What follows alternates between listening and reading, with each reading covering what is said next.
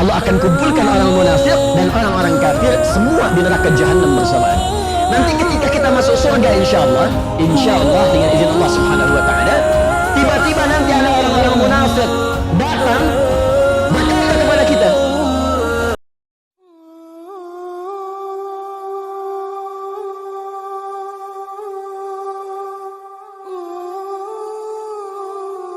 dalam hadis yang disampaikan oleh Imam Al-Bukhari dari Abu Abdurrahman As-Sulami, menerima dari Uthman bin Affan radhiyallahu taala anhu dan Ali bin Abi Thalib karramallahu wajha, anin Nabi sallallahu alaihi wasallam qala khairukum man ta'allama al-Qur'ana wa 'allama. Kata Nabi, jika ada orang baik di muka bumi ini, saya ulang, jika ada orang baik di muka bumi ini, maka orang yang paling baik adalah orang yang belajar Al-Quran dengan sungguh-sungguh lalu mengamalkan isi Al-Quran itu. Rahasianya di hadis ini, kata Nabi, orang kalau belajar Al-Quran pasti baik, Pak, Bu. Nggak ada orang belajar Al-Quran nggak baik.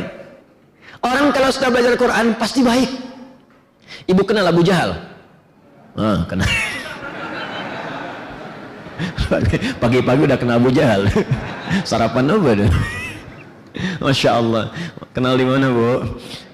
Abu Jahal, mohon izin, hidup di zaman jahiliyah. Abu Lahab zaman jahiliyah. Jadi gini, di bahasa Arab itu ada jahlun, ada jahil, ada jahiliyah, itu beda. Jahlun itu bodoh. Bodohnya bisa ada dua. Bodoh karena tidak ada pengetahuan, kurang ilmu. Atau yang kedua, bodoh tidak kenal kebaikan dan kebenaran. Memang nggak ada yang baik. Orangnya disebut jahil. Orang Arab kalau menyebut jahil itu kemungkinan dua. Satu, karena nggak ada ilmu, ya. Yang kedua, karena memang nggak baik, nggak kenal baik, nggak kenal benar. Jadi yang dilakukan salah semua. Kemudian kalau kita ingin ikutkan dengan sifat, semua sifat keburukan ada di situ.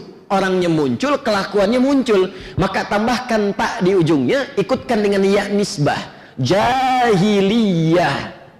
Kenapa disebut jahiliyah? Karena semua sifat keburukan ngumpul di situ. Ibu kalau pengen mencari pemabuk paling profesional, jahiliyah ada. Di situ pemula, pemabuk amatiran, itu sekali mabuk 5 kali dalam sehari. Itu yang paling amatir. Jadi kalau ada orang mabuk sekarang, telat. Sudah keduluan 15 abad lalu. Dan yang paling dahsyat nanti, yang mabuk dulu pada tobat. Jadi kalau yang sekarang nggak tobat, aneh. Dan jangan bersaing sama orang jahiliyah, nggak akan menang. Pencuri, sekarang ada pencuri. Ya, kasih tahu sama pencuri sekarang, sudah keduluan 15 abad yang lalu. Bahkan saking buruknya, ada sekampung pencuri semua. Kampung pencuri, itu begal semua. Dan begalnya nggak nanggung. Kalau lewat mesti setor, kalau nggak setor, kalau nggak barengan hilang, nyawa melayang. Namanya Gifar. Ya. Pimpinannya Jundub bin Junadah. Baik, Anda ingin mencari pezina, jahiliyah paling komplit. Zina kalau cuma selingkuh itu sudah biasa. Yang paling dahsyat, bosan dengan pasangan bisa tukeran dengan tetangga besoknya. Aneh bosan tadi malam dengan istri, tukeran yuk malam, ayo. Jahiliyah. Itu jahiliyah. Mabuk ada, penipu banyak, pencuri luar biasa, pezina terpampang. Tapi yang paling dahsyat, apa yang Allah turunkan untuk merubah itu? Allah tidak turunkan mukjizat Nabi Musa dengan tongkatnya untuk merubah jahiliyah.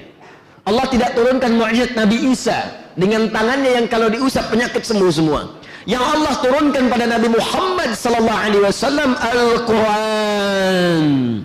Al-Quran 30 juz, 6.236 ayat, 114 surah. Al-Quran hanya ayat per ayat turun. Iqra bismi rabbikal ladzi khalaq, khalaqal insana min 'alaq. 5 ayat pertama turun selanjutnya sampai sempurna. Allahu akbar. Hanya dengan Al-Qur'an diturunkan, berubah dari jahiliyah menjadi khairu ummah. Kata Nabi, khairukum, pakai khair. Khairukum. Khair itu kalau disebutkan dalam bahasa Arab itu umumnya menunjuk kepada sifat. Jadi ada 5 jenis kebaikan dalam Al-Qur'an. Ada kebaikan fisik, ya, fisiknya baik, sehat, tidak ada penyakit. Orang Arab menyebutnya dengan tayyib. Quran surah kedua Al-Baqarah ayat 168, ya, paling kanan sebelah bawah di mushaf. Ya ayyuhan nasu kulu mimma fil ardi halalan thayyiba. Hei semua manusia, silahkan bekerja, cari makan supaya kalian bisa konsumsi kehidupan, bertahan dalam hidup. Makan silahkan. Tapi kalau sudah dapatkan itu, cari dengan yang halal. Jangan melanggar ketentuan hukum. Cari yang halal. Kalau sudah dapat yang halal, berikan dari situ. Cari, beli yang baik-baik untuk kesehatan yang dibutuhkan. Jadi nggak semua yang diinginkan mesti dibeli. Cari yang bermanfaat. Saya haus. Apa yang kira-kira menghilangkan haus? Minum. Di sepanjang ada minuman yang halal, minum. Tidak semua yang diinginkan mesti dibeli. Ini air bening sudah ada. Minta jus alpukat misalnya. Jus alpukat ada, minta buah naga. Naganya yang dari Hongkong lagi gitu kan. Nyarinya susah. Ada makanan sudah ada, pengen yang jauh-jauh. Nasi goreng tek depan rumah. Bosan yang ini. Pengen bon sirih.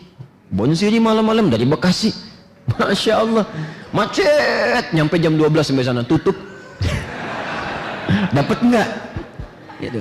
Jadi apa yang kita inginkan tidak harus semua didapatkan kalau tidak dibutuhkan. Di dalam Al-Quran itu prinsipnya kebutuhan. Kalau semua orang begitu sehat Pak, Bu. Coba lihat di rumah Anda, berapa banyak pakaian? Butuh enggak? Kadang-kadang model baru, beli.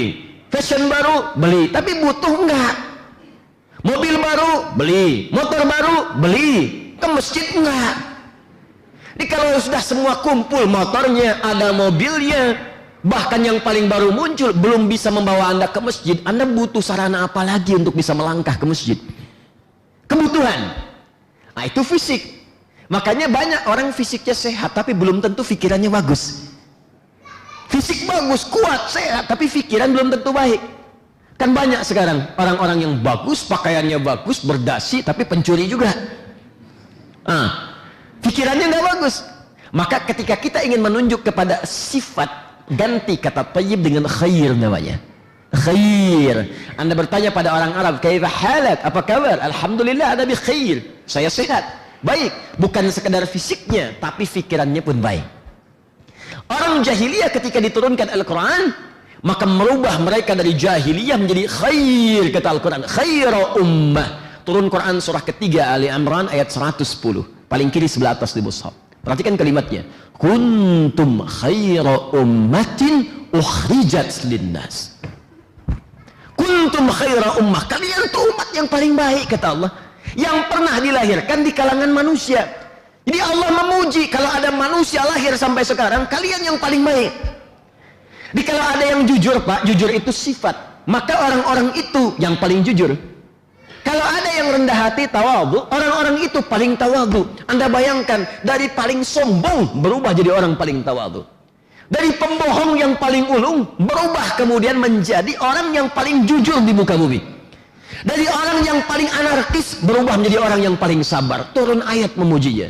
Jundub bin Junadah, ya, panglima begal tadi, begitu masuk Islam diajarkan Quran, cuma beberapa ayat oleh Nabi, jadi pendakwah. Jadi pendakwah. Kata Jundub, ya Rasulullah, aku sekarang ingin ikrarkan keislamanku di depan Ka'bah. Kata Nabi, jangan dulu ya Jundub. Ya, umat muslimnya masih sedikit, banyak diintimidasi, jangan-jangan ada juga yang dieksekusi. Apa jawab Jundub? Ya Rasulullah, saya ini membegal terang-terangan, masa syahadat sembunyi-sembunyi?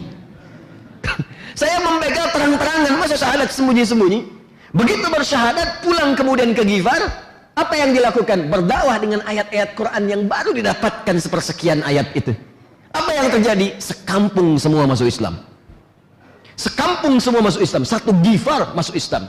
Untuk mengabadikan peristiwa itu, maka ditambahkan kata Ghifar kemudian di belakang namanya dengan gelar kunyah, gelar lakabnya. Nama kunyahnya Abu Dzar, ditambahkan kalimat Ghifar, berasal dari Ghifar, tambahkan al di depannya, ujungnya ganti dengan i. Abu Dzar al-Ghifari.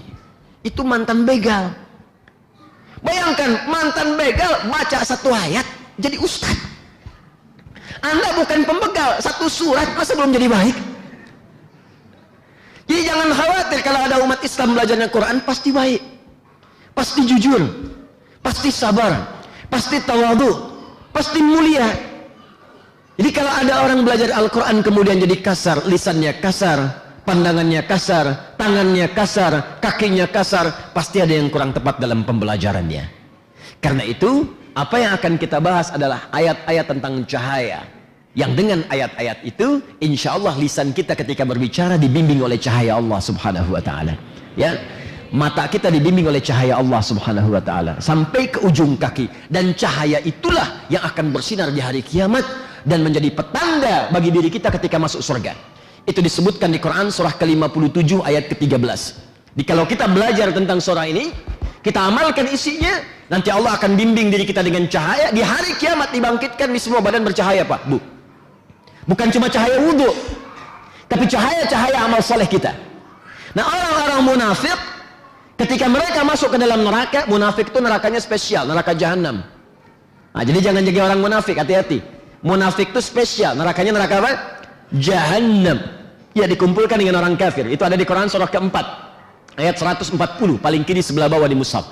Ya, innallaha jami'ul munafiqina wal kafirina ya fi jahannam jami'an. Allah akan kumpulkan orang munafik dan orang-orang kafir semua di neraka jahanam bersamaan. Nanti ketika kita masuk surga insya Allah dengan izin Allah subhanahu wa ta'ala, tiba-tiba nanti ada orang-orang munafik datang berkata kepada kita, yauma yaqulul munafiquna wal munafiqatu lilladzina amanu dhuruna naqtabis min nurikum. Orang-orang munafik datang, laki-laki perempuan. Awas, ini ada isyarat. Ya, sifat munafik itu bisa muncul bukan hanya pada laki-laki, juga pada perempuan. Ketika mereka datang pada orang-orang beriman, mereka berkata, minta bagian dari cahaya kalian. Kami pengen ambil. Cahaya yang dimaksudkan amal saleh. Jadi mereka menyesal, Pak, Bu. Banyak orang menyesal. Makanya saya katakan, mumpung masih hidup, ayo berbuat baik. Mumpung masih hidup. Cukup Anda jadi muslim, pasti baik. Pasti baik. Dan mumpung masih hidup, cepat beramal soleh. Karena banyak, jangankan orang-orang munafik dan orang bermaksiat, orang beriman pun ketika wafat, permohonan pertamanya kepada Allah, ya Allah, berikan kesempatan untuk hidup lagi. Fa'asaddaqa wa akum minas. Saya pengen berbuat baik, ya Allah. Saya pengen berbuat baik. Tidak harus menjadi ustaz. Silahkan apapun yang Anda kerjakan selama hidup sepanjang baik. Jadi guru, silahkan. Pengusaha, silahkan. Ada tentara, ada polisi, ada pejabat, ada diplomat. Jadi pejabat yang baik, diplomat yang baik, karena Anda akan wafat. Anda wafat. Kalau Anda sudah siap, silahkan. Kata Allah, Anda beramal saleh, saya siapkan surga untuk Anda. Anda beramal salah, ini ada ancaman saya. Kalau nggak yakin, silahkan, tapi Anda akan wafat. Kullu nafsin dha'iqatul maut. Ketika orang soleh wafat, diambil oleh Allah dengan tenang, diberikan kemudian balasannya. Nanti kita akan lihat saat wafat. Ketika orang salah wafat pun diberikan balasan yang setimpal, jazaa'a wifaqa, balasan yang setimpal. Apa yang terjadi? Karena nggak pernah beramal soleh, maka orang-orang soleh tadi yang punya cahaya, sebagian yang salah ingin mengambil cahayanya. Maksudnya ingin berusaha beramal soleh seperti mereka. Naqtabis min nurikum, kami ingin ambil cahaya kalian. Apa yang dikatakan oleh malaikat? Kilarji'u, pulang sana, pergi, diusir dari surga. Faltabisu nura, ya, naqtabis min nurikum, kilarji'u, ayo pulang, pergi, cari cahaya sendiri. Ayo berbuat seperti apa yang pernah kau lakukan. Fadhuriba bainahum bisurin lahu bab, batinuhu fihi rahmah, wa zahiruhu min qibalihil azab.